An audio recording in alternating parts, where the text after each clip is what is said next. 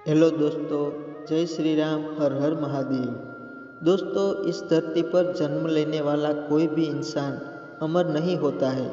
जिस इंसान ने धरती पर जन्म लिया है उसकी एक ना एक दिन मृत्यु अवश्य होगी। लेकिन क्या आपको पता है कि मृत्यु के बाद आत्मा का क्या होता है, या फिर मौत के 24 घंटे के अंदर आत्मा वापस अपने घर क्यों आती है, और वह कितने दिन तक धरती लोक पर अपने घर में रहती है। इन सभी प्रश्नों का उत्तर गरुड़ पुराण में विस्तार पूर्वक से दिया गया है। ऐसी ही कथा और जानकारी पाना चाहते हैं और आप भी सनातन धर्म से हैं तो वीडियो को आधा अधूरा ना देखें। और अभी तक आपने हमारी चैनल को सब्सक्राइब नहीं किया तो ज़रूर कर ले। भगवान भोलेनाथ आपको जीवन में हमेशा खुश जरूर रखेंगे। गरुड़ पुराण में यह बताया गया है कि जब किसी की मृत्यु हो जाती है तो यमदूत उसकी आत्मा को अपने साथ यमलोक ले जाते हैं, जहां उनके पाप पुण्य का हिसाब होता है। और फिर 24 घंटे के बाद यमदूत उस मनुष्य आत्मा को धरती लोक पर उसके घर छोड़ जाती है। यमदूत के छोड़ जाने के बाद मनुष्य आत्मा वहीं अपने रिश्तेदारों के बीच में भटकती रहती है और अपने रिश्तेदारों को बुलाने की कोशिश करती है, लेकिन उनकी आवाज़ को वहाँ कोई नहीं सुनता। यह सब देखकर मृत्यु की आत्मा बेचैन हो जाती है और ज़ोर ज़ोर से चिल्लाने लगती है। तब भी उनकी आवाज़ को कोई नहीं सुन पाता। इसके पश्चात मृत्यु की आत्मा अपने शरीर से प्रवेश करने की कोशिश करती है, लेकिन यमदूत के पाशा में बंधे होने के कारण वह मृत्यु शरीर में प्रवेश नहीं कर पाती है। गरुड़ पुराण में यह भी बताया गया है कि किसी की मृत्यु हो जाने पर जब उनके रिश्तेदार रोते बिलखते हैं तो मृत्यु आत्मा बहुत दुखी हो जाती है और वह भी रोने लगती है, लेकिन कुछ कर नहीं पाती है और लाचार होकर जीवन काल में अपने किए हुए कर्मों को याद करके दुखी हो जाती है। गरुड़ पुराण की माने तो यह यमदूत मृत्यु की आत्मा को उसके रिश्तेदारों के बीच में छोड़ जाते हैं, तो उसके बाद उस आत्मा में इतना बल नहीं रहता कि वह यमलोक की यात्रा तय कर सके।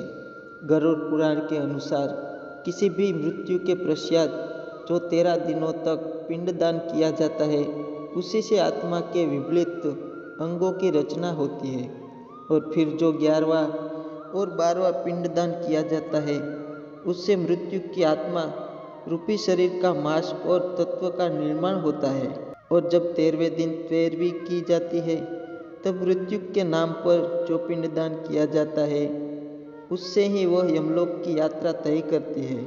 अर्थात मृत्यु के पश्चात 13 दिन तक मृत्यु के नाम से जो पिंडदान किया जाता है उसी से आत्मा को धरती लोक के यमलोक तक जाने का बल मिलता है। दोस्तों, इसीलिए गरुड़ पुराण में बताया गया है कि जब किसी की मृत्यु हो जाती है उसकी आत्मा 13 दिनों तक अपने परिजनों के बीच भटकती रहती है, और इसके पश्चात मृत्यु की आत्मा धरती लोक से यमलोक के लिए अपने सफ़र पर निकल जाती है। इस सफ़र को पूरा करने के लिए उसे तकरीबन 1 साल लगता है। पुरानी मान्यताओं के अनुसार 13 दिन तक किया गया पिंडदान इस 1 वर्ष मृत्यु की आत्मा के लिए भोजन के समान होता है। अब कुछ लोगों के अंदर यह सवाल उठ रहा होगा कि अगर किसी मृत्यु आत्मा का पिंडदान नहीं किया गया तो क्या होगा। इस बात का जवाब भी गरुड़ पुराण में विस्तार पूर्वक दिया गया है, जिसके अनुसार जिस मृत्यु आत्मा के नाम का पिंडदान नहीं किया जाता उसे 13 दिनों के बाद यमदूत घसीटते हुए यमलोक ले जाते हैं, जिसकी वजह से मृत्यु को सफ़र में काफ़ी दुख झेलना पड़ता है। इसीलिए हिंदू धर्म के अनुसार 13 दिनों तक पिंडदान किया जाना अवश्य है। इस सब बातों के अलावा गरुड़ पुराण में यह भी बताया गया है कि अगर 13वीं के दिन मृत्यु के परिजनों के द्वारा किया जाने वाला भोजन कर्ज लेकर किया जाए तो आत्मा को शांति मिलती है। मृत्यु की आत्मा को इस बात से काफ़ी दुख होता है और वो मन ही मन यह सोचता है कि काश वह अकेले ही यह कष्ट भोगता।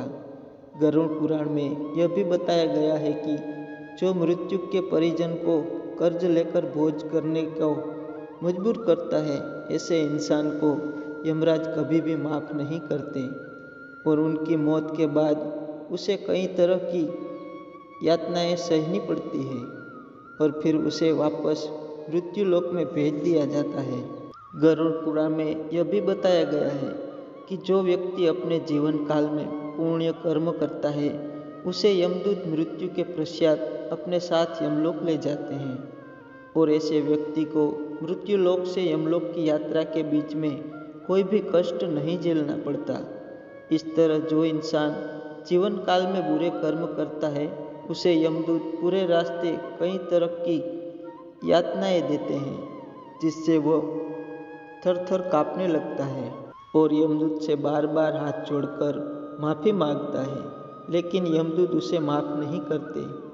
जिसके बाद जब पूर्ण करने की बारी आत्मा यमलोक पहुंचती है, तो यमराज उसे स्वर्गलोक भेज देते हैं, जबकि पापी आत्मा को उसके द्वारा किए गए बुरे कर्मों की सजा भुगतनी पड़ती है और सजा खत्म होने के पश्चात वापस ऐसी आत्माओं को निम्न योगी में मृत्यु लोक पर भेज दिया जाता है। दोस्तों, अब आपको समझ में आ गया होगा कि आखिर मृत्यु के 24 घंटे बाद वापस अपने घर क्यों आती है आत्मा। दोस्तों, अगर वीडियो आपको पसंद आए तो वीडियो को लाइक और चैनल को सब्सक्राइब ज़रूर करें और कमेंट बॉक्स में हर हर महादेव लिखना ना भूलें। धन्यवाद।